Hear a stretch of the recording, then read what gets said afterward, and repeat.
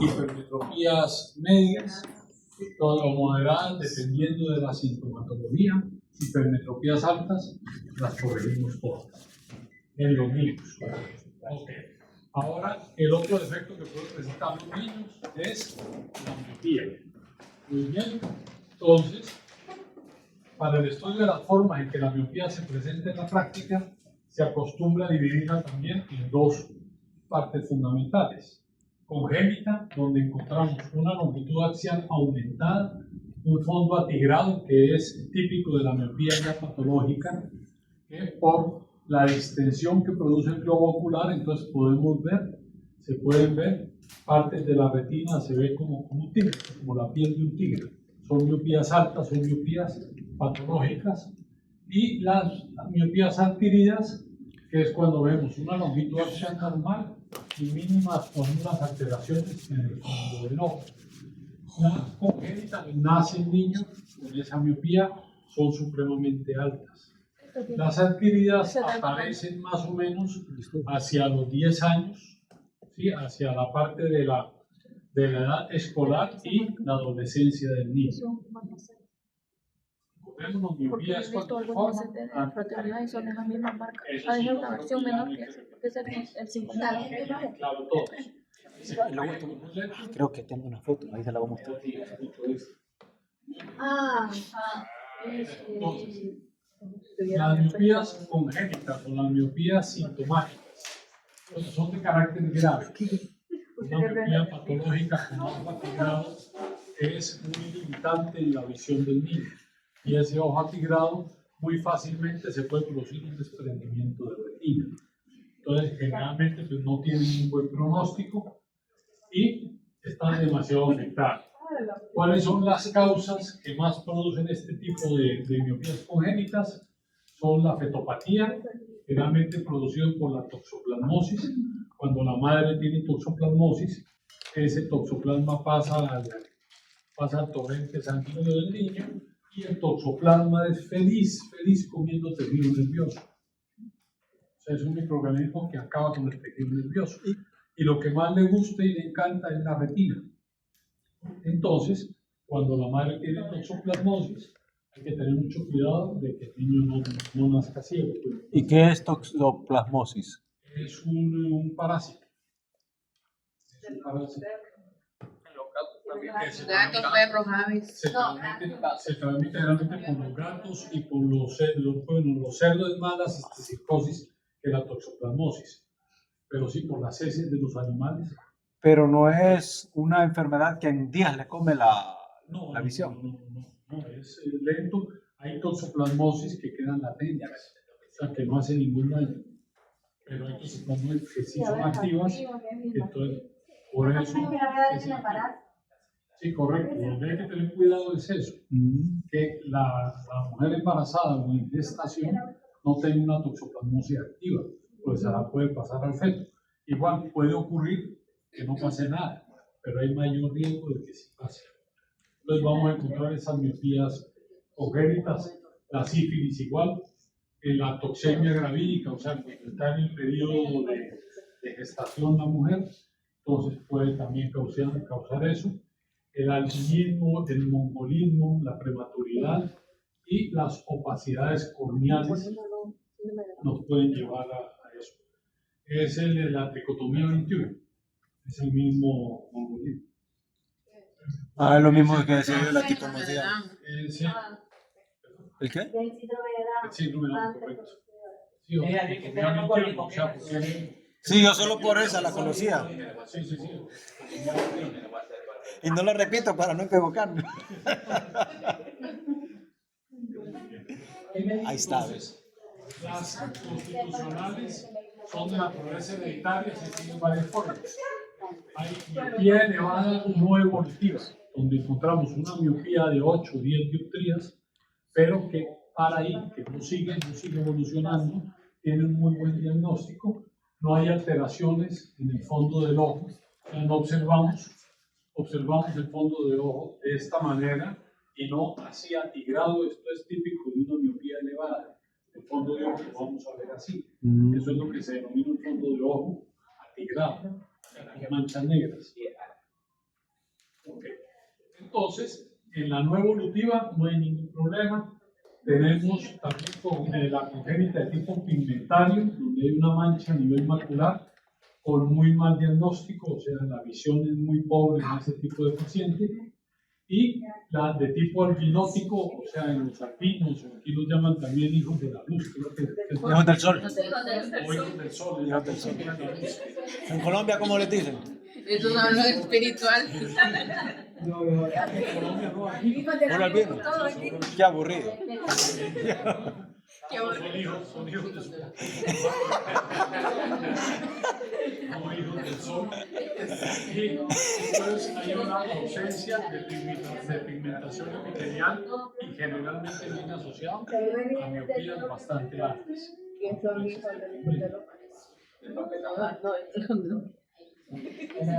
Ahora, las miopías adquiridas, que va a ser el grueso que vamos a tener en consulta, o sea, los que nos van a llegar, porque generalmente las patológicas llegan a consultas patológicas.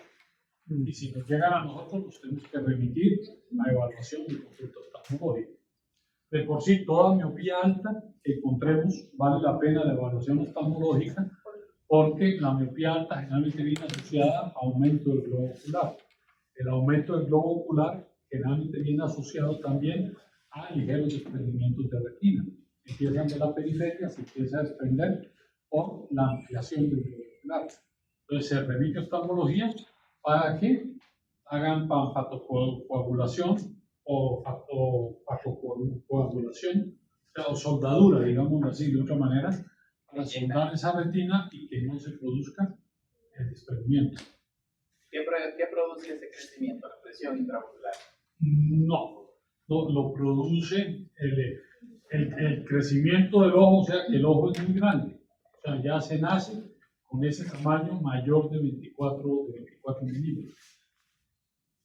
Lo que usted está diciendo que se le hace al paciente en oftalmología, Es una panfotocoagulación. eso se Es hace, una soldadura pero eso se hace para prevenir la... para prevenir para prevenir el desprendimiento o cuando ya está el desprendimiento para que quede aislada la zona. O sea, son puntos de soldadura. Fuera digamos de así. la hoja. Entonces sí, se seguía siempre... Se sella, es sellar la retina para que no se siga. Entonces sí es recomendable hacer justamente eso que usted dice, ¿verdad? Mandarlos a oftalmología cuando son... Tenemos que mandarlo, correcto. Porque nosotros con el oftalmoscopio directo no alcanzamos a ver la periferia. Nosotros solo podemos ver 30 ángulos más o menos. Entonces la periferia queda sin observación. Y el paciente alto tiende a tener esos desprendimientos. Entonces toca que le dilaten para que lo dilaten y que le hagan oftalmoscopía indirecta. O ahora ya con pantallas, hay oftalmoscopios que en la pantalla se ve, que eso se llama no me voy a acordar después,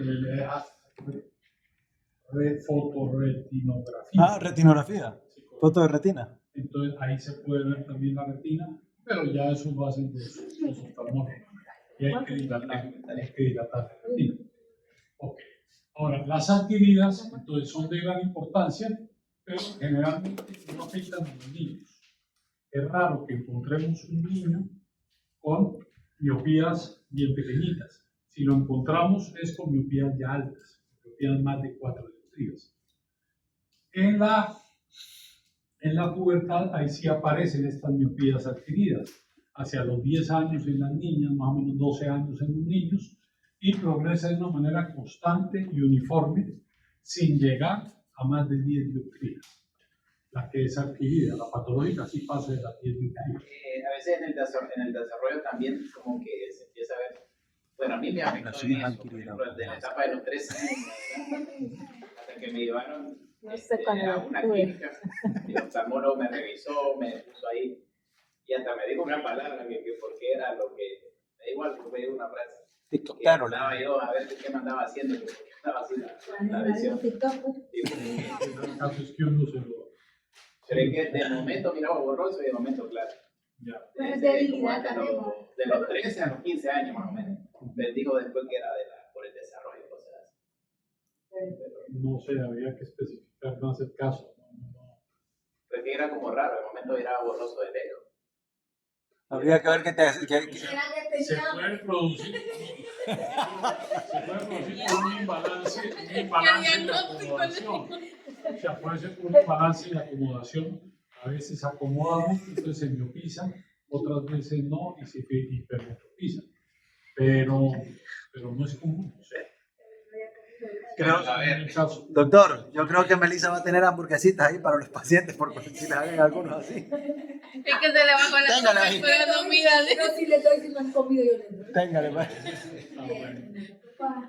Sí, o sea, habrá que El proceso de desarrollo. Ya me dijo que era por el desarrollo. No, hace por el desarrollo ese que estás así, porque todo se te ve bien adentro. Mira, está bien. Y terminó de desarrollar. Mira bien. Ah, bueno, eso es lo importante, es que ahorita mira bien. Si no, no sé, la verdad, tocaría. A mí que me registran, dice el doctor. No tengo registro de algún caso así, no he leído algún caso así, pues habría que ver.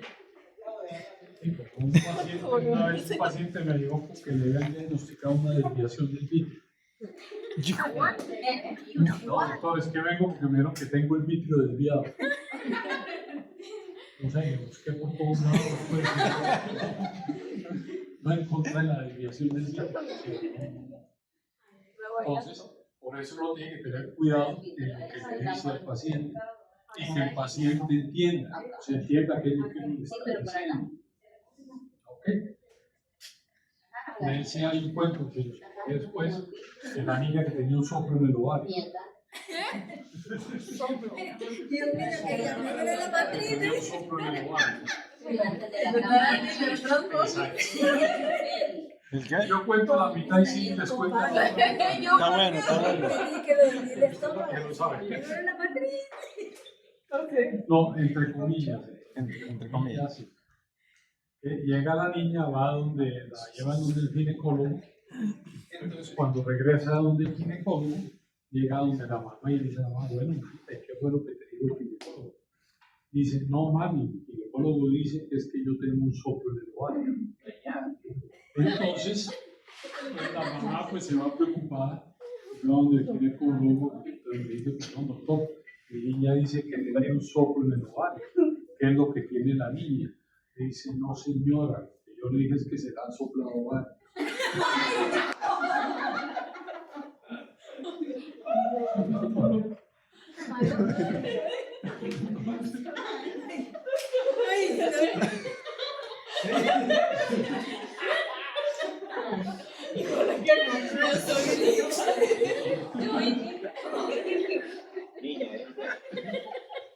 Entonces, por eso es que uno tiene que ser muy explícito en las explicaciones que le da al paciente y que el paciente entienda. Y preguntarle si entendió, porque imagínate. Pero si me dice que entendió y entendió lo que entendió. Entonces, a mí me llegó el paciente con el bicho de diario. No he podido saber qué era, de qué se trataba la situación. Entonces, ¿cómo vamos a corregir la miopía en el niño?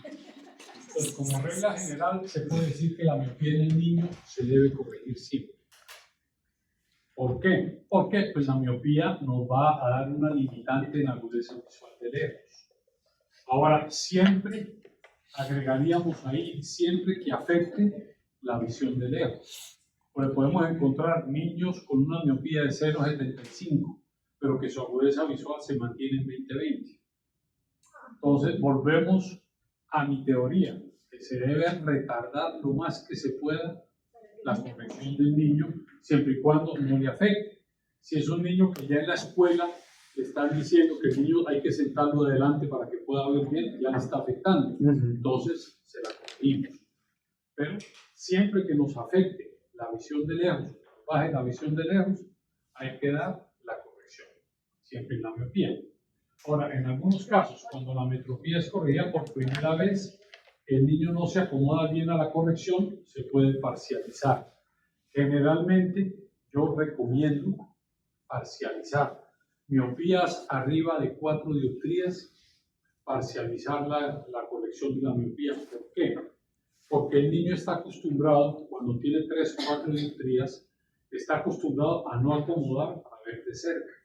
Entonces se siente muy cómodo viendo de cerca. Nosotros le colocamos esas 4 dioptrías y probablemente él vea muy bien de lejos, pero de cerca se siente incómodo porque tiene que empezar a acomodar. Entonces, si le parcializamos, le mejoramos la visión de lejos y no le afectamos la visión de cerca. Entonces, él se va a sentir muy confortable. Entonces, buscar más que el 20-20, buscar el 20 confort. Un punto intermedio. O sea, hay que ver, hay que hacer la prueba ambulatoria para ver hasta dónde se parcializa sin afectar mucho la visión de lejos. Y no darle toda la corrección de una sola vez, ni al niño y con el adulto peor. En estos casos, pues, ¿este niño va a usar el lente siempre o Permanente. por eso tiene que leer y escribir Todo adecuadamente? con el lente, sí. Que no se los quite para leer, porque entonces no estamos desarrollando su acomodación. Entonces tiene que ser permanente. A los niños, a todos los niños, bueno, en general a casi todos los pacientes, yo les digo que el anteojo es permanente. Entonces me dicen, pero ¿y por qué permanente? Entonces yo lo que les digo es, ¿usted alguna vez ha dejado su cara en alguna parte? Entonces inmediatamente me hablan los ojos, no doctor, ¿cómo va a creer? Pues el cara siempre va conmigo. Le digo, igual los anteojos. Si usted los usa en su cara, siempre los va a tener. Si usted se los quita y se los pone, generalmente los va a botar o los va a dejar donde se los quitó.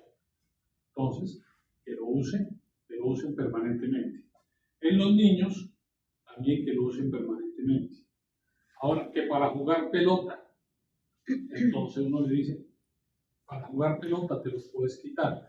Pero el problema es que entonces no va a ver bien al otro arco. ¿Sí? Entonces va a estar en desventaja. Y el niño termina dejándoselos permanentemente. ¿Por qué? Porque ve la diferencia, de ver bien cómo su nivel de juego sube cuando empieza a ver bien. Entonces sí, generalmente una costumbre permanente. O si no, con los papás se vuelve una peleadera. ¿Sí? Que el doctor dijo que me lo podía quitar para las fiestas, por decir algo. Entonces, que se lo quita para las fiestas. Creo que es solo para la escuela. Pero si siempre estamos viendo. ¿Sí? Entonces, es solo para la escuela. Entonces el papá empieza que no, que te lo tenés que poner, que para ver televisión, pero que para cuando no va a ver televisión, una cosa así, para otra no. que se los ponga, mejor se quita un problema de encima y le dice permanente. Aparte de que la miopía es permanente, ¿sí? La hipermetropía es permanente, no es en determinados momentos. Entonces es mejor decirle al niño que es permanente y explicarle a los papás que es permanente. Si parcializamos la graduación, como ya les repetí, es importante explicarle al papá que estamos dando una graduación parcializada. ¿Sí? Para que él sepa en consultas posteriores que si subió la graduación no es que subió la patología del niño, bueno, el defecto refractivo, no patología, sino que le hemos dado menos, el niño ya tiene eso instaurado, que le hemos dado menos para que él se vaya adaptando poco a poco a el uso del anteojo. El astigmatismo en el niño. Entonces vimos hipermetropías leves, nada. Hipermetropías medias, entonces, dependiendo de la sintomatología, hipermetropías altas, toda la graduación en acompañada de estrabismo, toda la graduación. Miopías que no nos afecten la agudeza visual, no las corregimos. Cuando nos empieza a afectar la agudeza visual, la corregimos en su totalidad. Miopías altas, entonces la corregimos generalmente parcialmente en un inicio y vamos aumentando la graduación en controles periódicos hasta que lleguemos a la graduación total del paciente. Ahora, en astigmatismos. Entonces, respecto al astigmatismo, se admite que con el crecimiento se producen modificaciones en el sentido de que un astigmatismo directo en el niño puede convertirse en un astigmatismo diverso o contra la regla en el sujeto adulto. Entonces, tenemos que tener mucho cuidado en la corrección del astigmatismo. Ahora, los valores elevados de astigmatismo en el niño por lo general están asociados a una miopía o a una hipermetropía alta. Entonces, siempre se corrige. Sí, porque va a la par con la miopía o con la hipermetropía. Ahora, si es un astigmatismo bajo, que no nos afecta la agudeza visual, que no tiene sintomatología, podemos esperar a dar la corrección lo más tardía que se pueda, siempre y cuando no nos limite. O sea, no es que el niño tiene 20/80 y entonces y tiene un astigmatismo de unos 50 por 15 grados. Entonces, no, como que el 20/80, pues no, el niño puede desenvolver, no, con ese 20/80 lo llevamos a un 20/20, ¿sí? Y el niño ya empieza a mover la cabeza, empieza a gesticular para tratar de ver bien, demos la corrección. Con el astigmatismo tenemos que ser muy cuidadosos en los ejes. O sea, tenemos que buscar exactamente el eje idóneo, porque si le damos un eje mal dado, el ojo se acostumbra a ese eje y después es bien difícil llevarlo al eje normal que tiene el niño. Entonces, un anteojo mal recetado en un niño, le podemos crear al niño un vicio de refracción y no queremos eso. Lo podemos hacer dependiente de un anteojo viciado. Si le damos a un niño un anteojo, el niño tiene un eje a 0 grados, nosotros le damos un anteojo a 20 grados, en un astigmatismo, de por vida vamos a tenerle que dar ese eje a 20 grados, porque ya el ojo se acostumbra a eso.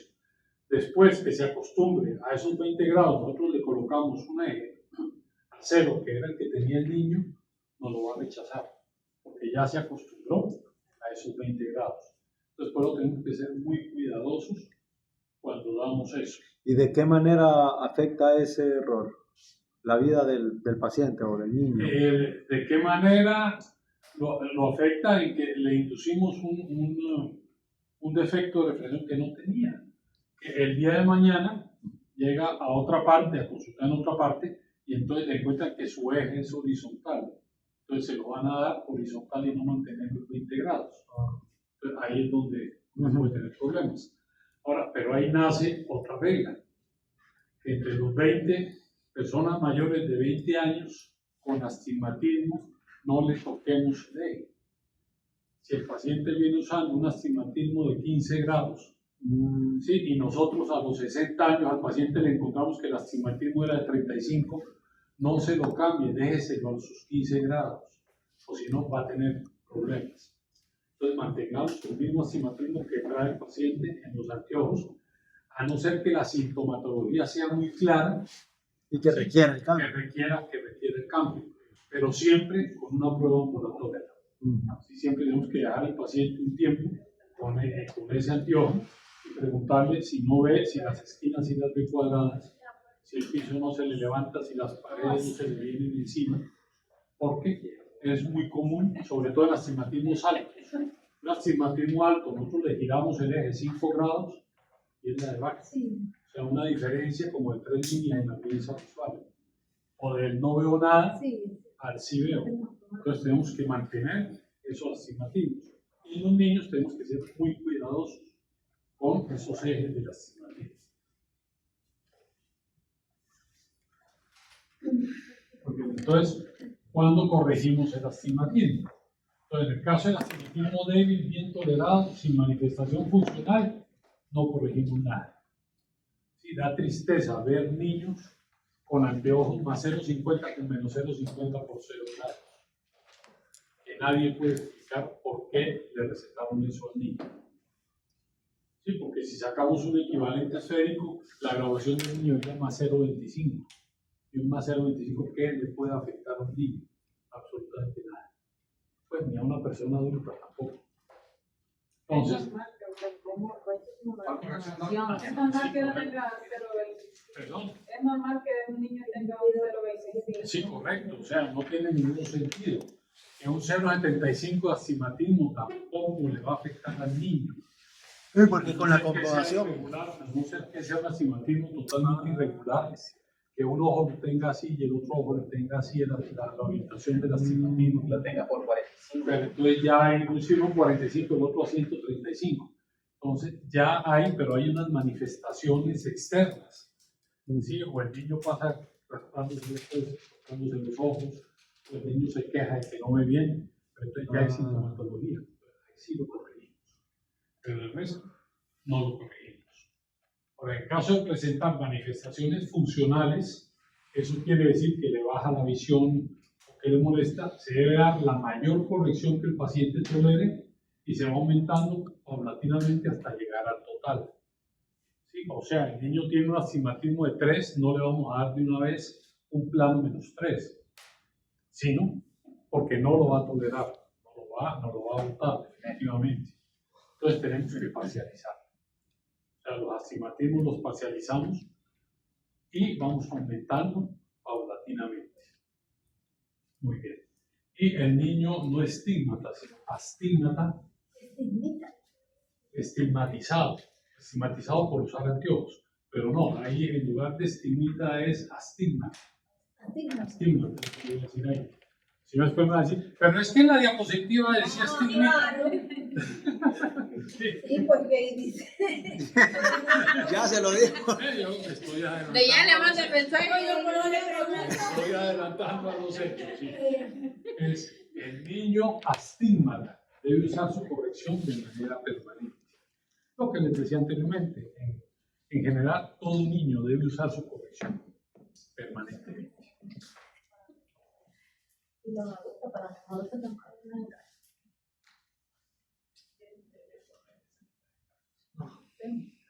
Ahora, otro aspecto muy importante, como les decía, la visión binocular viene muy de la mano de lo que es la optometría pediátrica, porque básicamente la mayoría de niños que consultan es porque tienen los ojos desviados o porque hay una signología. Por el papá, el niño generalmente no va a decir es que veo mal. Sí, porque el niño asume que como él ve es como ve todo el mundo. Entonces ya cuando hay signología, o sea, cuando ya los papás se dan cuenta que hay algo anormal, o cuando entra a la escuela y la maestra es la que manda al niño, le dice, no, este niño tienen que revisarlo, o porque se pega mucho el niño al cuaderno, o porque quiere estar metido dentro del televisor cuando está viendo televisión. Entonces es señal de que hay una miopía alta o un astigmatismo alto. Entonces, o cuando el niño desvía un ojo. Como ya vimos, cuando el niño desvía un ojo, entonces hay un estrabismo. El estrabismo conlleva generalmente ¿a qué? A que el ojo que desvía no se desarrolle bien y se produzca la ambliopía en el niño. Entonces, la ambliopía es una disminución de la agudeza visual sin lesiones orgánicas o con lesiones cuya importancia no es proporcional a la intensidad de la disminución.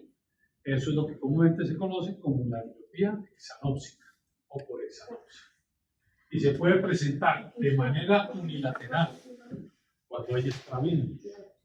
Cuando es unilateral, hablamos de ambliopía de un solo ojo. Pero se puede presentar. La funcional es lo mismo que la exanóptica. Sí, unilateral. Pues sí, yo la exacto. tengo. Pero la ambliopía se puede presentar como unilateral, donde un ojo es el ambliope, pero el otro ojo generalmente no es ambliope. O sea, puede llegar a una agudeza visual bastante aceptable. O se puede presentar bilateral, cuando los dos ojos son ambliopes, estamos hablando ya de visión subnormal. Sí, ya es otra categoría, donde el paciente no es amaurótico, o sea, sino que tiene algo de visión, pero no logra mejorar esa visión para tener una agudeza visual superior a 20/200. Entonces son pacientes con visión subnormal. O baja visión, también denominada. Baja visión o visión subnormal.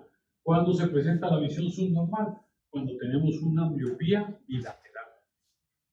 Con ambliopía monolateral o ambliopía monocular, no hablamos de visión subnormal porque quiere decir que el otro ojo sí está bien desarrollado, o sea, sí puede llegar a una visión normal. Entonces, visión subnormal, los dos ojos son ambliopes.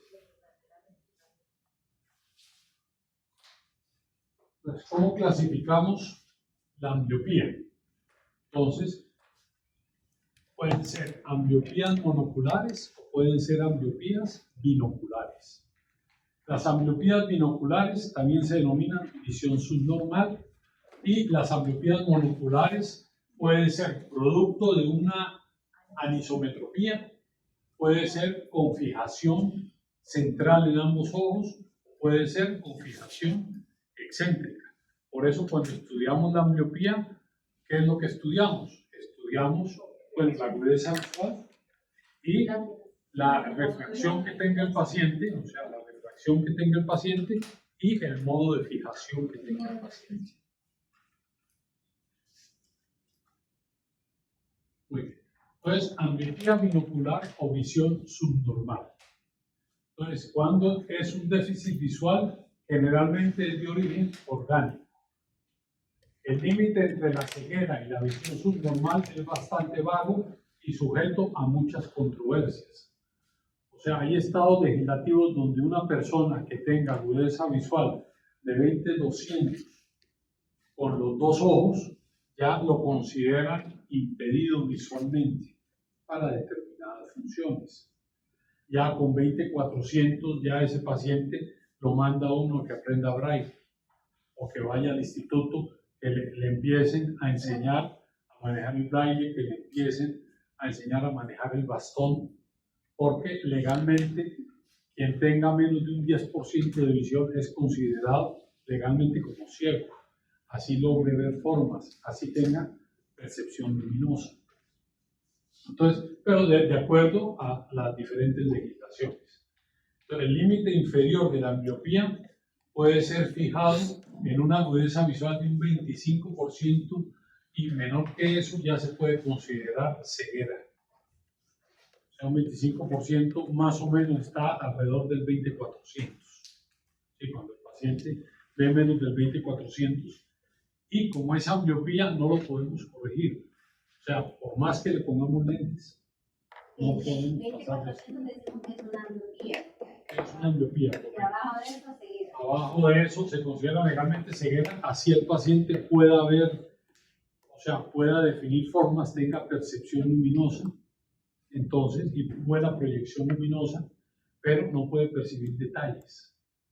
Entonces, lo consideramos visión subnormal, lo consideramos como visión subnormal. No lo consideramos ciego, porque no podemos decir que el ojo es amogrótico, porque el ojo responde todavía, responde a estímulo visual, pero no logra definir detalles, porque tiene una agudeza visual supremamente limitada. Como visión subnormal. Visión subnormal, correcto. O ambliope de los dos ojos, es visión subnormal.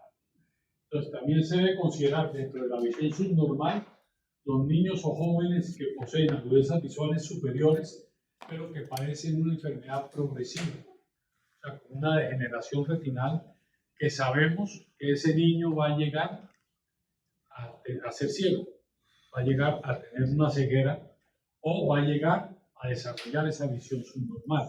Entonces lo debemos tratar como un paciente con visión subnormal. Okay. Entonces los individuos con visión subnormal sufren una gran desventaja en relación con los de visión normal, pero a pesar de ello, en la mayor parte de los casos, es compatible con el desempeño útil de la vida, porque ellos todavía tienen visión. Entonces, ¿cómo los corregimos? Hay aparatos especiales que nos sirven para ayudarle a esos niños que tengan la visión subnormal. Aquí podemos observar, es una niña que tiene una alta miopía, sí, tiene una miopía supremamente alta, que con los anteojos no se alcanza a compensar. Ella usa su anteojo, aparte de eso tiene que usar una lupa para poder distinguir las letras, pero lo puede hacer, o sea, lo alcanza a distinguir y puede desarrollarse, pero tiene que usar esos aparatos. Entonces, a esos aparatos que ayudan a esa visión subnormal, entonces se le denominan ayudas visuales. Sí, que reciben el nombre de ayudas visuales todos aquellos dispositivos que pueden ser utilizados por un sujeto de visión subnormal para facilitar su visión. El más común de esos aparatos es la lupa. O sea, la lupa nos produce un gran aumento en el tamaño de los sujetos. Entonces la imagen se ve supremamente aumentada y con la ayuda de su mejor corrección y una lupa, muchas veces ese paciente con visión subnormal no llega a una visión normal, pero sí llega a una visión fisiológicamente compatible con la vida.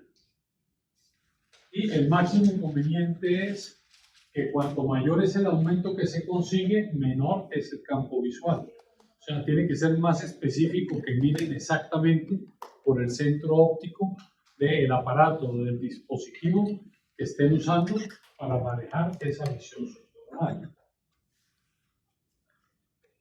Entonces, ¿qué clases de ayudas vamos a encontrar? Primero están las gafas estenopeicas y los lentes de contacto. Entonces, ¿qué es la gafa estenopeica? Es la gafa que tiene múltiples agujeros. Como ya vimos, por el agujero estenopeico nos mejora la agudeza visual, porque solo nos llegan los rayos centrales y no los paraxiales.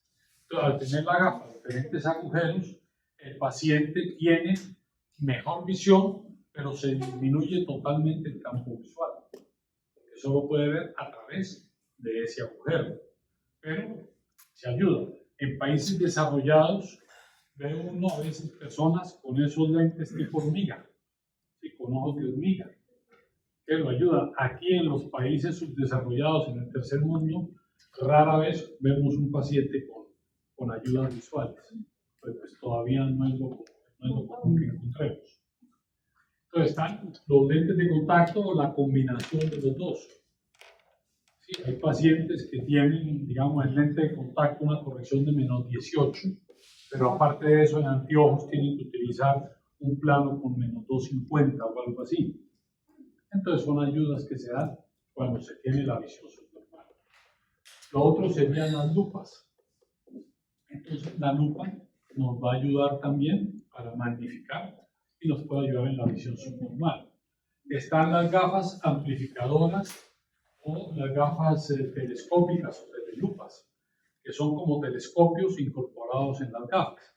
Aquí nosotros lo vemos cuando el cirujano va a hacer, para hacer cirugía, entonces se utilizan los microscopios esos que se ponen en las gafas para aumentar, pero eso lo puede usar el paciente con visión subnormal. Hay reglas de lectura, como este tipo de reglas, donde magnifican también, se pone enfrente del texto y entonces agranda el texto. Con la barra de lectura el paciente va leyendo el texto y entonces le puede ayudar bastante al paciente. Están las telelupas, que son esos anteojos telescópicos que les digo. Están los aplanáticos triples, que es otro sistema de telescopio que tiene 3 lentes, que de acuerdo funciona eso más como telescopio, como microscopios que funcionan. Entonces, pero el paciente camina con un aparataje aquí, unos anteojos, pero que tienen un aparataje bien grueso, que le limita totalmente el campo visual, pero le permite tener una visión central. Entonces, esas son básicamente las ayudas. Y las otras ayudas que se encuentran en el paciente con visión subnormal o casi ceguera, pues son los perros, ¿sí? Los perros guías que le ayudan al paciente, y definitivamente el bastón que le permite al paciente ver que no hay obstáculos enfrente.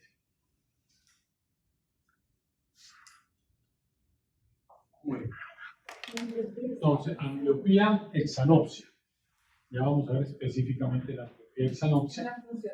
Y este término fue introducido por el doctor Ward. Ese no tenía nada más que hacer que inventar cosas. Entonces decidió amargarnos la vida y decirnos: con las luces ustedes hacen esto y esto se va a llamar ambliopía exanopsia. Y entonces él fue el primero que utilizó ese término, porque pensaba que el ojo desviado en los casos de estrabismo no era utilizado, y por lo cual se desarrollaba la ambliopía. El término, como les dije, cuando hablamos de exanopsia, es por falta de uso sin causa aparente, o la pérdida de agudeza visual sin causa aparente. Ya sabemos que sí hay causas. O sea, la falta de uso es una causa. Sí, pero ¿por qué no lo usa? No lo usa porque no le permite una imagen que esté acorde con la imagen que da el otro ojo. Entonces, existen también ambliopías por exanópsicas o por exanopsia, las verdaderas o de primera infancia, en las cuales la edad en que se instaura es en el momento del nacimiento y entre 1 año de edad, y estaría originada por un obstáculo en la formación de la imagen. O sea, es cuando el ojo no recibe el suficiente estímulo o el estímulo es totalmente inadecuado para que el ojo se pueda desarrollar, la fobia se pueda desarrollar. Entonces no usa esa fobia porque no le llega la luz, entonces se desarrolla la ambliopía. Y esa se considera la exanopsia verdadera, y está la que se considera como exanópsica, o sea que no tiene el apellido de verdadera, la que aparece entre 1 y 4 años, y es provocada por una oclusión del ojo bueno sin control y vigilancia, por vendaje en casos de queratitis, o que el ojo permanece cerrado por mucho tiempo. O sea, la una es congénita, la otra es inducida. O sea, cuando el ojo no trabaja, pero igual, se produce ¿por qué? Por mal trabajo, por no trabajo del ojo que sufre de la ambliopía.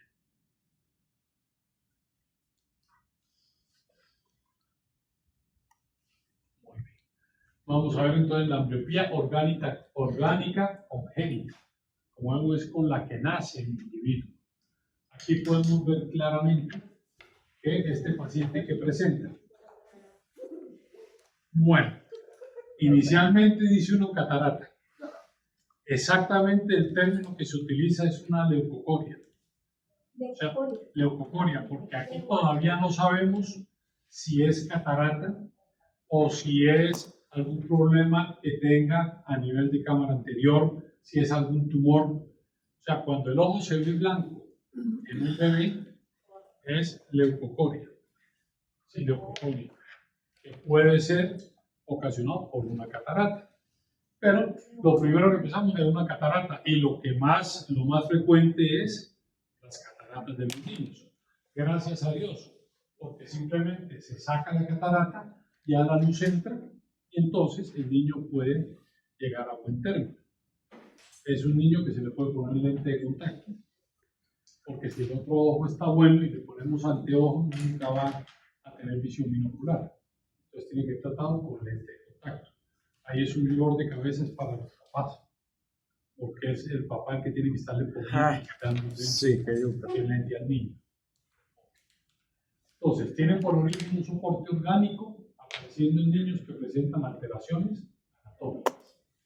Como origen de una ambliopía orgánica congénita debemos citar todas las malformaciones, como son la microftalmía, la microcornia, colobomas, catarata congénita, glaucoma congénito, oftalmia, atrofia óptica, o sea, toda esa serie de patologías que van a ocasionar que no se pueda recibir la imagen visual en el ojo.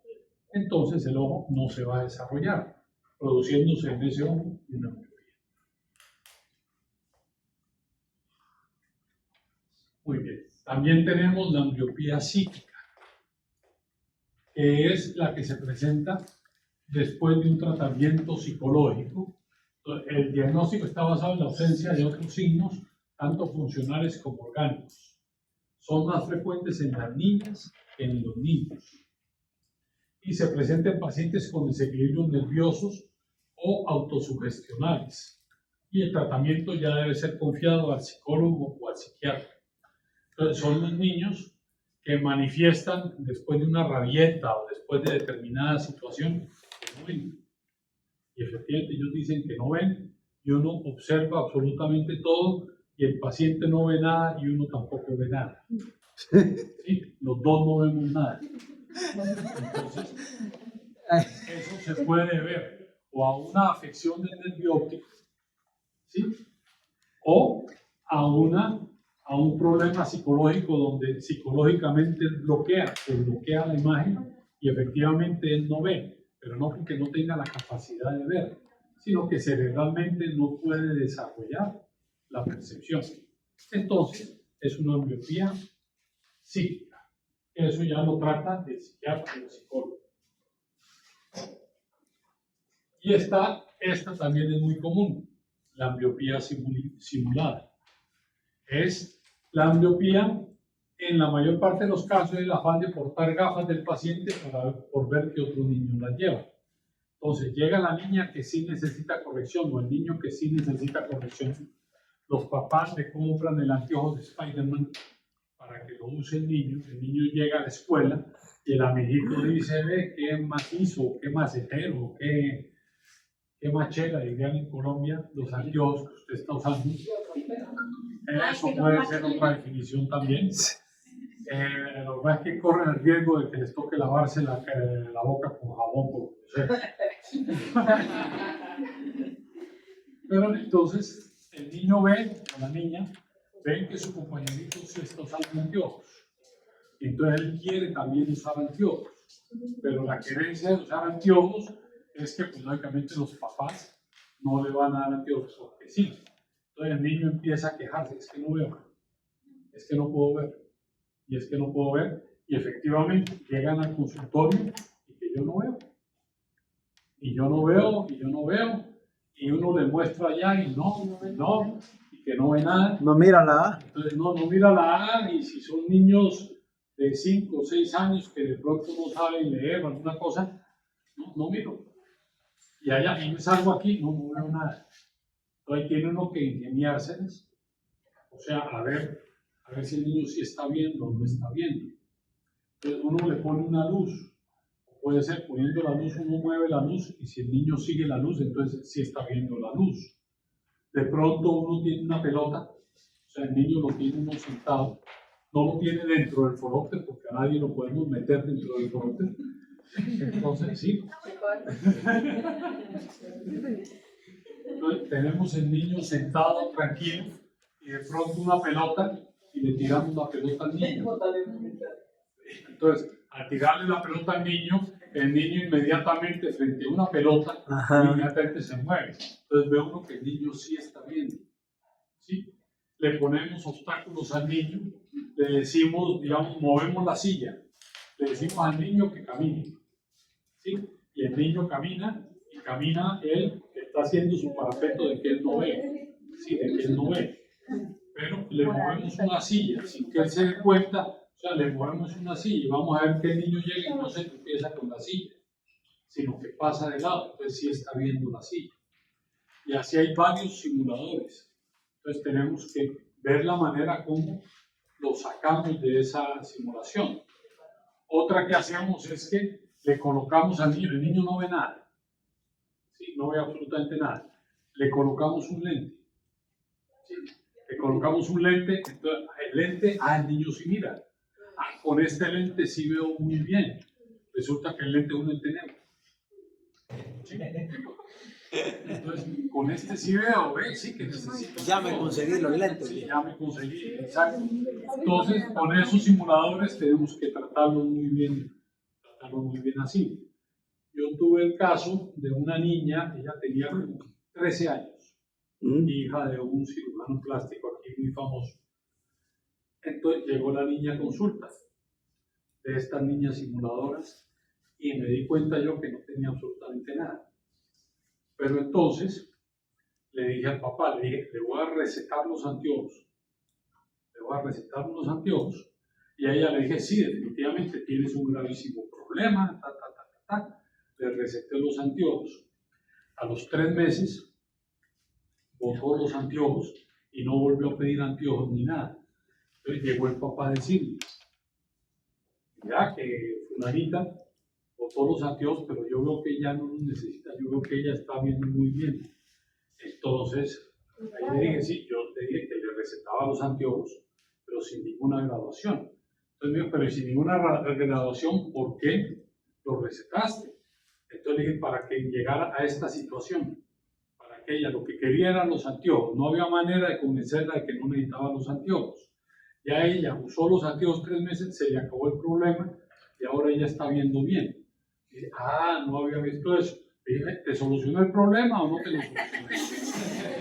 Entonces, no, sí, claro, no, salimos felices. O sea, Le curó la ceguera. Y se curó la ceguera de la niña y no Compró volvió uno y no tuvo que estar comprando más. no volvió a molestar con los anteojos. Pero hay una razón. O sea, ¿a dónde quería llegar? Por eso se le recetó ese anteojo. ¿Sí? Porque era la única manera de desenmascarar. Si no había otra manera de desenmascarar. Y como era ya grande, era más. Sí, no, correcto. No, hay unos que son una chispa, o sea, entonces tiene uno que inventárselas, ideárselas, para que el simulador entonces no lo pueda engañar a uno. Y en el comportamiento del niño. O sea, o se le pone un videojuego.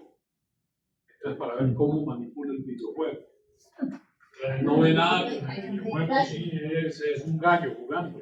Muy buena idea. Voy a tener un PlayStation con Así FIFA. uno lo va Y yo lo jugando. desenmascarando, digamos así. Ya no va a atender a los pacientes. Entonces, es importante demostrarle a los padres el engaño, sí, no tanto al niño, porque uno al niño no le puede decir usted es un mentiroso, porque entonces ese niño, pues ya uno lo pierde como paciente de por vida. Sí, pues no va a querer volver porque uno lo puso en evidencia. Lo afrentó. Entonces al niño no se le dice nada. Sí, pero a los padres les demuestra uno, mire, con esta prueba de la pelota, o mire, con este lente que no tiene graduación, el niño sí ve. Y lo que quiere el niño es unos anteojos, váyase a Burger King o váyase a eso que con el kit infantil a veces regalan anteojos. Entonces, o cómprele esos anteojos de camión o lo que sea de esos para niños y sale del lío con el anteojo. El niño no lo va a volver a molestar. Entonces, es importante para sacar esas ambliopías simuladas. Otra es con la jeringa. Cabal. Sí, con la jeringa. Entonces dicen, sí, efectivamente este niño no ve nada, entonces hay que inyectar. ¿Y dónde me va a poner esa inyección? Pues en el ojo. Oye, dejándome la salida. Entonces, sí, claro, entonces me saco uno la jeringa. Ya veo yo. Mira, Deja jeringas de caballo. Por eso es la ventaja de tener un hijo veterinario. Entonces, le saco uno la jeringa y ese niño ve hasta lo que no está escrito. Sí, contame que uno no le ponga esa inyección. le dañó la visión de águila. Correcto. Entonces, ahí nos va uno desenmascarado. Sí, gracias a Dios, pues no es la gran mayoría de pacientes, pero se puede presentar. Entonces, tiene uno que idearse las cosas pero no decirle al niño, mire, usted es un estafador, usted está mintiendo, usted no. Simplemente uno lo deja en evidencia después que salga el niño y conversa uno con los padres. Y dice, vea, este niño es un simulador y pasa esto y esto y esto, entonces seguro es que quiere usar anteojos porque alguien me dijo eso. Ahora, también nos pasa ya cuando no son tan niños, los profesionales, cuando terminamos la profesión muy jóvenes. Entonces muchas veces llega que quieren anteojos para parecer más viejos, ¿sí? Para que les tengan más respeto. Porque es muy incómodo cuando uno está recién graduado y dice, no, que el doctor lo va a examinar, sale uno y su papá cuándo me va a ver. Bueno, entonces que con anteojos se ven más jóvenes, más viejos para además, sobre todo los abogados son muy dados a eso, que para más seriedad y toda esa cuestión. Entonces, también hay que saber para qué es que quieren el anteojo. Y después de los 60 es porque quieren verse más jóvenes. Está pegada. Entonces, eso es la ambliopía simulada. Tiene ambliopía. Muy bien. Y tenemos pues la ambliopía estrábica. ¿Ya? ¿Qué tiene ese niño? Una endotropia. ¿Endotropia de qué ojo? ¿Y cómo saben que es del izquierdo? ¿Y qué tal que yo le tape este ojo y este sea el que se meta? O sea, por eso no me pueden decir ustedes si es izquierdo o si es alternante. Bueno, la ubicación del ojo sí. Sí, no, en ese momento sí, pero ustedes no pueden, con esa foto no pueden determinar si es alternante o no. Sí, porque yo llego o yo le tapo Es este que nos ojo, emocionamos nosotros. yo le tapo este ojo y este ojo se pone derecho. Entonces, no, si es una endotropia, ya, sin duda, pero no sabemos si es alternante o si es solo del ojo Y izquierdo. nosotros que pensábamos que por fin le habíamos dado a uno. Ya, no estamos cheques. Vas a ver diablo por diablo. Entonces, en los estrabismos, como ya vimos, generalmente viene asociado a una ambliopía, pero viene lo que les decía, que fue primero el huevo o la gallina. Entonces no sabemos si el estrabismo se produce, si primero se produce la ambliopía y después el estrabismo, o se produce el estrabismo y después la ambliopía. Lo más lógico de pensar es que la desviación del ojo no permite que la fobia reciba el estímulo adecuado, entonces se mantiene el estrabismo. Correcto. Entonces es la más importante de todas las ambliopías, la estrabismo. Y en el estrabismo hay 3 fases que preceden a la instauración de la ambliopía. Primero, ¿qué se produce? Se produce la desviación o ruptura del equilibrio motor. Entonces el ojo empieza a desviarse. De pronto el ojo desarrolla una fijación que empieza a desviarse. Después hay una recepción anormal de los estímulos y su mala incidencia. O sea, el estímulo ya no llega en la dirección de la fobia, sino en un punto extrafobial que asumió la dirección de la fobia. Y por último, se adapta a esta nueva situación del sistema sensorial. Entonces se establece una correspondencia retinal anómala. Entonces se produce la ambliopía por el estrabismo. Esas son las tres fases que vamos a encontrar. Desafortunadamente es bien difícil diferenciar las 3 fases y en qué momento exacto es que se produce. Realmente cuando llega el paciente ya llega así. ¿Sí? O sea, ya ha pasado, ya ha llegado a la 3ª fase generalmente. Ahora, lo otro que podemos encontrar es la faquia en el niño. Este niño tiene una catarata binocular congénita. Entonces, es un niño que es fabuloso, o sea, dentro de los males es el mejor de los males. Que sea binocular. Uno dice, pero qué tristeza porque los 2 ojos están. No, es maravilloso porque entonces se le quita el cristalino a los 2 ojos y los 2 ojos quedan iguales. Entonces es muy fácil de corregir. Cuando es una catarata binocular, bien podemos corregirlo con anteojos. Porque los anteojos pues, van a tener los 2 más o menos el mismo espesor, van a tener más o menos la misma graduación. Cuando es monocular es mucho más complejo. Es casi que decir que el ojo de la catarata se va a perder, fisiológicamente hablando, porque es muy difícil de corregir. Cuando son los 2 ojos es muchísimo más fácil. Entonces, la faquia en el niño se nos presenta según su origen en 3 aspectos clínicos. Puede ser traumática, o sea, un golpe que se dé el niño, cualquier cosa que toque el ojo. Sí, generalmente otro niño le pega con un lápiz o le pega con un borrador o cuando con los hules, no sé si yo me imagino que aquí también uno con papelito los enrollaba con el hule hacia aquí, pina, dispararle al compañero. O a la niña que le gustaba. Con eso, eso se le jalaba.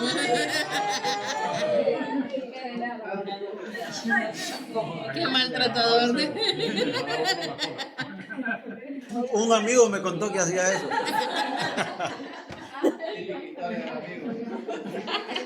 Era más fácil regalarle un confite,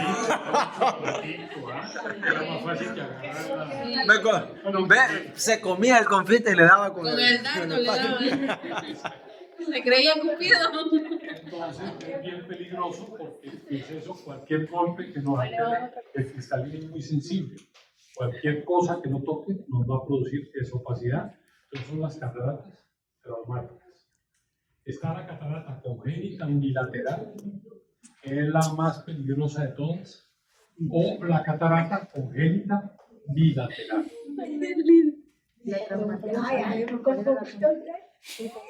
Muy bien. Entonces, ¿cómo corregimos la faquia en los niños? Lo primero que se piensa para corregir la faquia es en un lente intraocular, pero eso ya depende del cirujano.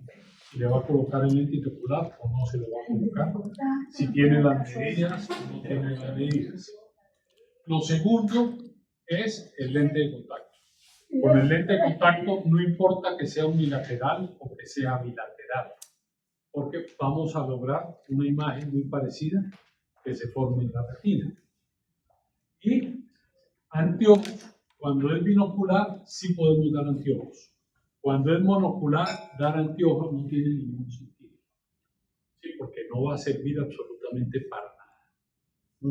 Entonces, cuando es binocular sí podemos dar los anteojos. La desventaja de cuando es binocular es que al sacar el cristalino el niño no tiene acomodación. Entonces tendríamos que dar un anteojo para visión lejana y otro anteojo para visión próxima. Generalmente lo que hacemos es que damos prioridad al de visión lejana porque nuestra vida es más, o la vida del niño es más visión lejana, necesita más desenvolverse en el entorno que visión próxima. O están los bifocales o los multifocales. Pero no soluciona eso, pero estéticamente para el niño tiene incómodo. Entonces, un progresivo se podría dar también, pero un progresivo más 10 a visión 3 es bien complicado para manejar las aberraciones periféricas. Lo ideal es el lente de contacto. No,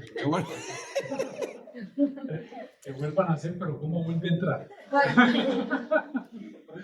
Que vuelvan a hacer. Ese es el problema, o sea, no puede volver a entrar para volver a nacer. Entonces, no, lo ideal es el lente de contacto.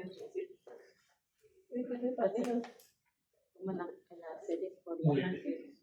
Entonces, ¿cómo se hacen las adaptaciones de correcciones visuales a los niños?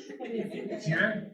Niños con anteojos totalmente mal adaptados. O sea, todos los hacen ver caricaturescos. ¿Sí ven? El niño pues de pronto se llega a ver muy simpático. Sí, pero es una caricatura del niño. Son anteojos que no le van a servir a nadie, por eso están esas fotos ahí. Ok. Entonces, antes de recetar un anteojo a un niño hay que tener en cuenta lo siguiente. Siempre tenemos que tenerlo bien claro. Primero, que el niño no es un hombre a escala reducida. Entonces, el anteojo que le vamos a recetar no es el anteojo de última moda, el que usa, qué sé yo, cualquier actor de estos famosos. No sé, se me escaparon los nombres. ¿Sí? ¿Cuál es el actor más guapo que hay ahorita? ¿Quién? El Colordi. ¿Quién es ese? Bueno, El del que están de los besos. bueno, no sé cuál. Bueno, ahorita no porque anda muy barboncito. Cualquiera de esos, entonces usa un anteojo. A mi hijo le voy a comprar los anteojos que usa Brad Pitt. Ya me acordé de él.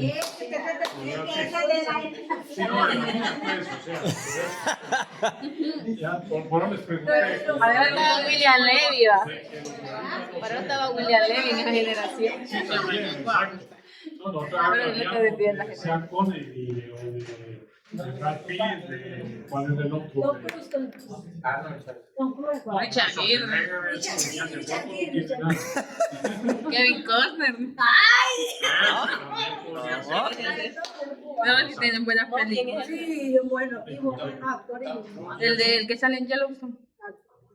El viejo. Bueno, y cuando vean la película, ¿quién paga la cuenta? Entonces.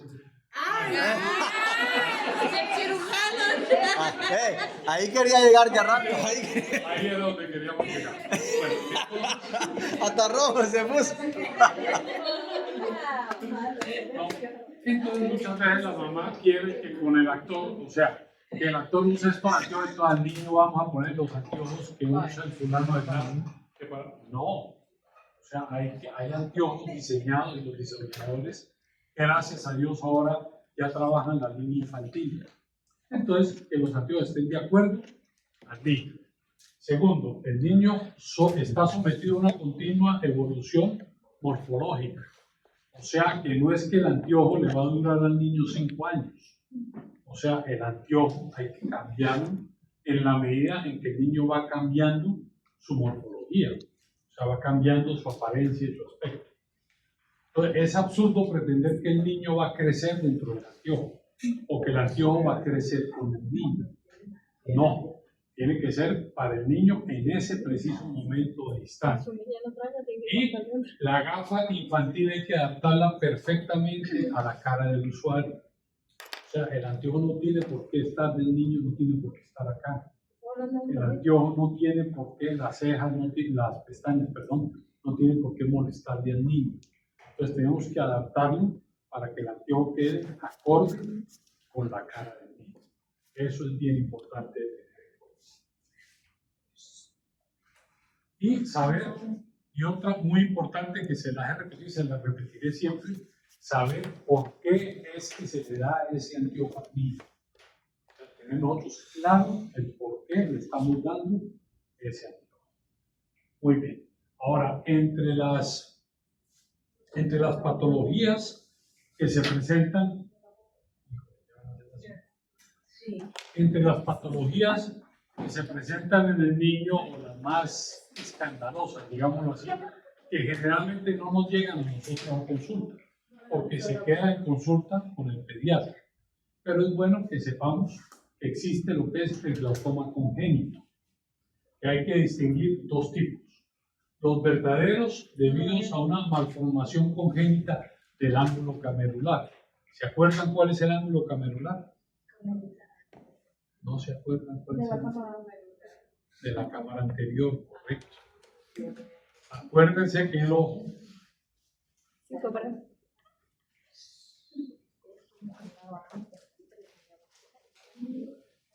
¿qué no? Tiene que repasar la macular.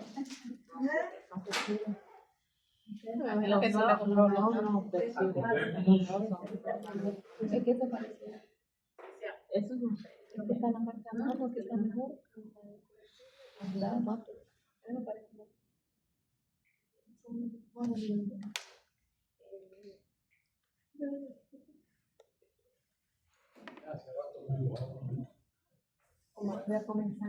Entonces, acordémonos que hay una cámara anterior y una cámara posterior.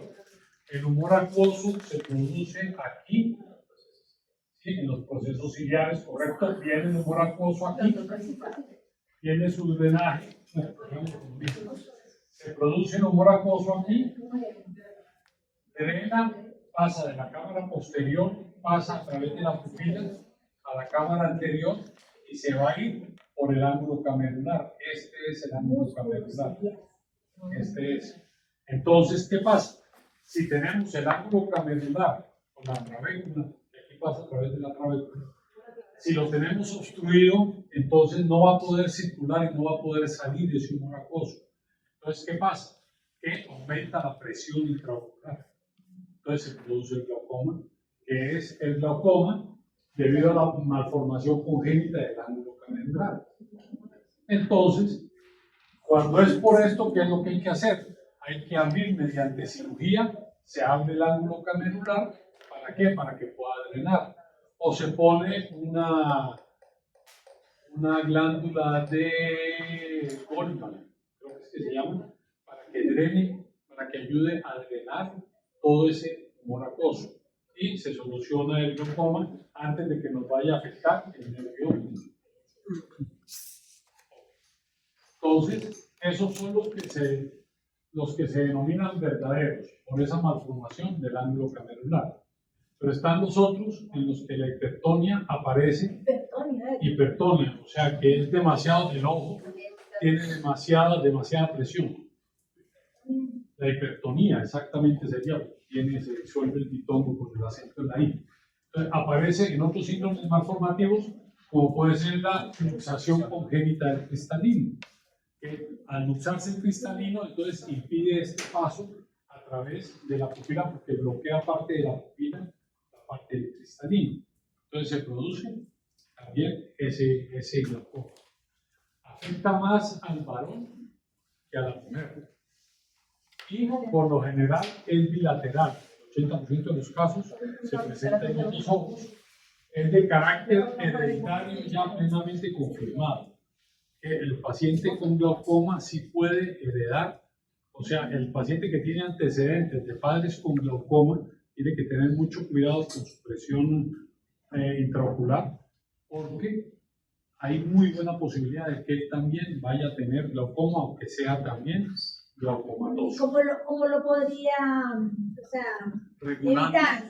regulando, es que el problema del glaucoma es cuál. El problema del glaucoma es que aumenta la presión aquí, esto aumenta la presión hacia atrás y por último la presión afecta aquí, como que cerramos una manguera, entonces afecta el nervio óptico.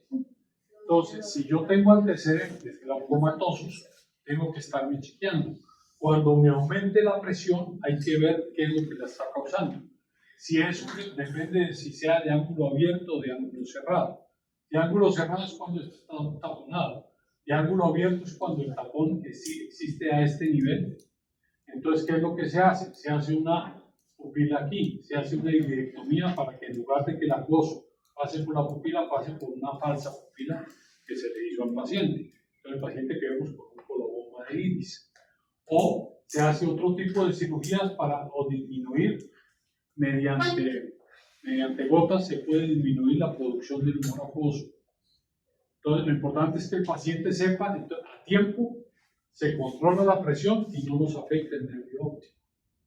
Pero por eso todo paciente con antecedente glaucomatoso tiene que estar en revisión periódica. Lo vamos a ver más en pediatría, vamos a estudiar más el glaucoma. Pero en los niños se puede presentar también. Entonces, ¿cuál es la signología del glaucoma infantil? Se observa, el primer signo suele ser la epífora. ¿Se acuerdan qué es epífora?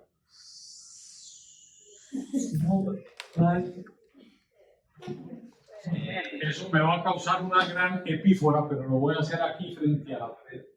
Una pena. Una pena. Epífora es la lágrima sale, el lagrimeo. Ese epífora es exceso de lagrimeo. Entonces, Yo lo iba a decir, pero no estaba seguro, ¿sí? Por no lo es completamente seguro. ¿Sí es eso? ¿Sí?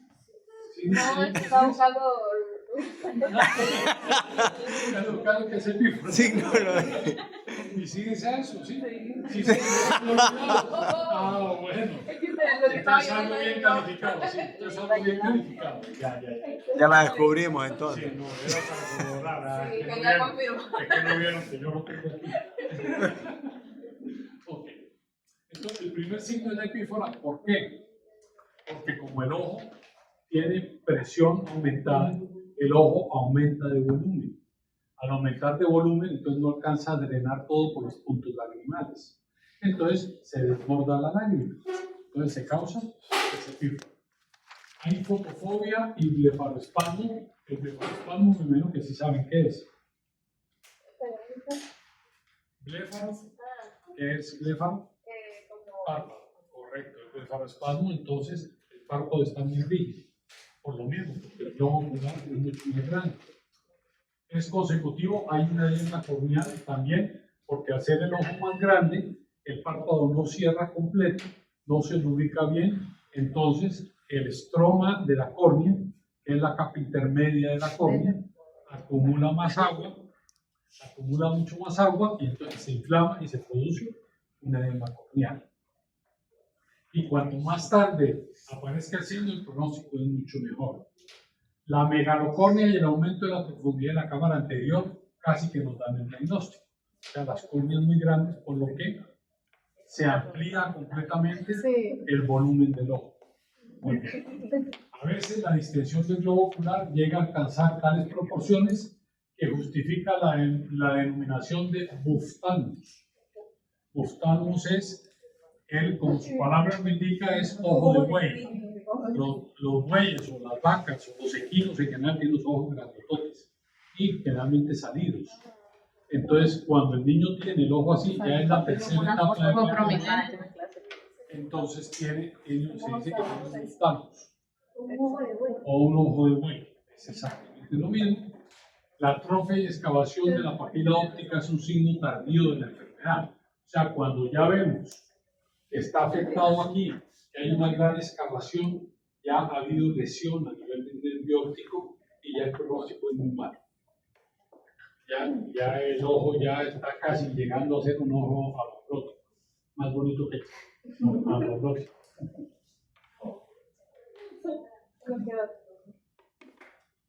Muy bien. Entonces, ¿cuáles son las fases evolutivas de un glaucoma congénito? Cuando comienza en esta fase, lo que hace que llevar al niño a la consulta es que los padres observan que los ojos del niño son muy grandes. Cuando ya les llama la atención. Desafortunadamente, cuando se dan cuenta que el ojo es muy grande, ya el glaucoma está bastante instaurado. Generalmente quien se debe dar cuenta de esto es el pediatra.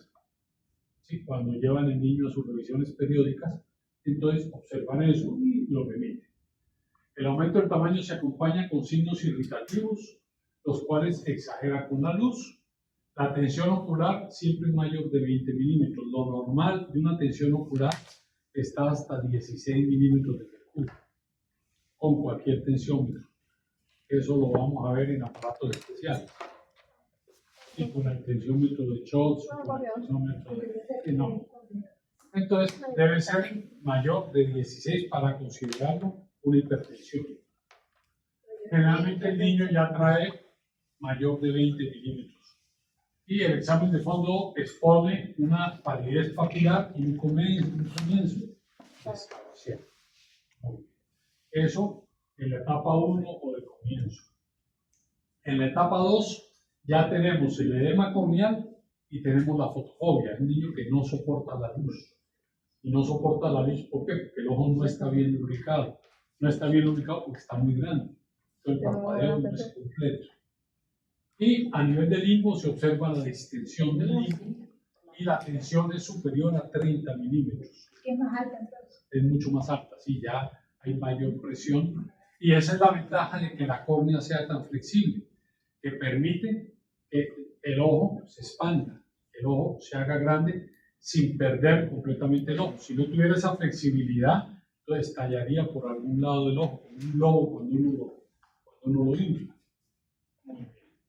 En la etapa 3, ya tenemos el Gustavus y ya tenemos un pobre niño con un diagnóstico pésimo, pero es un niño que llega tardíamente a consulta. ¿Sí? Entonces hay un aumento en el volumen del globo ocular, el limbo está distendido y tiene un aspecto de panus azulado. Si ven aquí, está todo azul. El estroma corneal está invadido por un edema y se llena de estrías, por eso es que se ve así.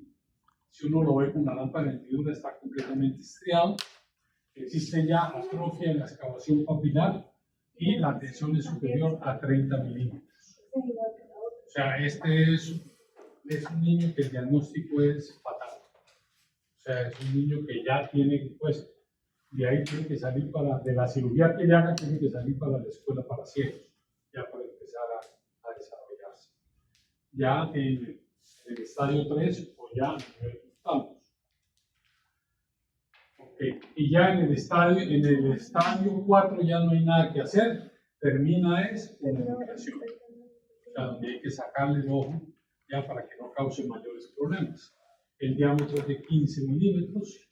El proceso ya ha llegado a su último estadio y puede finalizar con una hemorragia intraocular, un desprendimiento de retina o una ruptura espontánea de todas las entidades oculares. Entonces termina con una atrofia total del globo ocular que termina con la enucleación total de ese ojo. Entonces ya es un niño que gracias a Dios en este niño lo teníamos ocular, no lo tenía binocular. Sí, pero entonces pierde el ojo cuando llega ya a ese estado número 4. Eso es el glaucoma infantil. La leucocoria, entonces como les decía, el término leucocoria engloba todos los procesos oculares y como característica común aparece una coloración blanca en el ojo. Eso se denomina leucocoria. Pero eso no es como una catarata, tampoco. No, una catarata es una leucocoria, pero también hay otras entidades que no son catarata que pueden producir esta apariencia en el ojo. Entonces, todo lo que sea blanco es leucocoria. Entonces, la leucocoria puede ser o una persistencia del vitrio primario, o un retinoblastoma, que ya podemos decir que es un cáncer a nivel de la retina, las cataratas congénitas, los pseudotumores, o sea, o la fibroplasia pigmentar. ¿Qué pregunta es de examen? No, que todas estamos en esa pregunta es pregunta de examen. Varias. Especifique. Ahí se lo voy a especificar en el... Que he decidido, de acuerdo al tiempo, que no nos vamos a meter con lentes de contacto en los niños. Cuando veamos lentes de contacto, vamos a ver un poquito, pero que ya sepan, o sea, que ya sepan exactamente qué es el lente de contacto. Todo eso, entonces vamos a trabajar. ¿Preguntas? ¿Dudas? doctor.